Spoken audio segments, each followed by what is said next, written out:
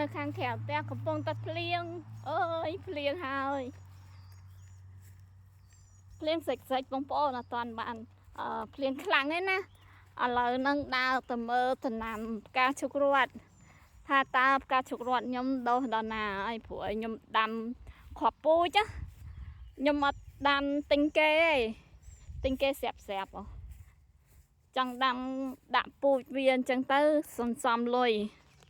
បើទិញស្រាប់មកផើងវាប្រហែលខ្ទង់$5-6អញ្ចឹងណាហើយវាថ្លៃពេកដល់ពេលអញ្ចឹងទៅដាំគ្រាប់ទៅវាយូរមែនប៉ុន្តែយើងបានដូចថាគ្រាប់នឹងដុះទៅវាដុះជាផ្កាទៅយើងស្រួលចំណាយតិចហើយនេះផ្កាស្បៃរឿងនេះទិញគេណាមិនបន្តគ្រាប់ទេហើយខ្ញុំដាក់ផ្កាស្បៃរឿងខ្លះគ្រាប់វានៅក្នុងដីប៉ុន្តែមិនដឹងថាវាដុះអត់ទេដឹងមួយណាជាផ្កាស្បៃរឿងប៉ុន្តែនេះបងប្អូនអានេះផ្កាឈូករ័ត្នខ្ញុំនេះវាដុះហើយនេះឃើញអត់អានេះប្រហែលជាផ្កាឈូករ័ត្នហ្នឹងហើយហើយនេះដែរនេះផ្កាឈូករ័ត្នហ្នឹងណាបងប្អូនជួនកាលវីតហើយផ្កាឈូករ័ត្នហ្នឹងវាអាចបន្លំជាមួយគ្នាហើយនេះ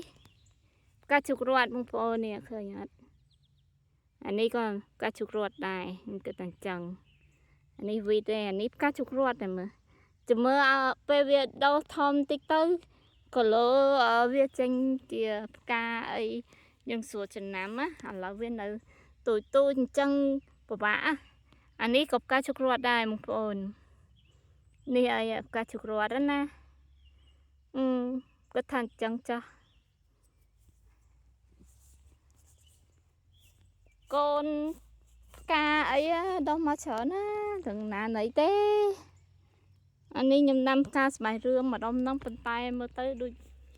ទៅមុខមិនរួចទេមានតែទិញគេផ្កាស្បៃរឿងហ្នឹងអានេះផ្កាស្បៃរឿងទិញគេណាអានេះផ្កាឈូករ័ត្នដើមផ្កាឈូករ័ត្នអានេះក៏អញ្ចឹងដែរ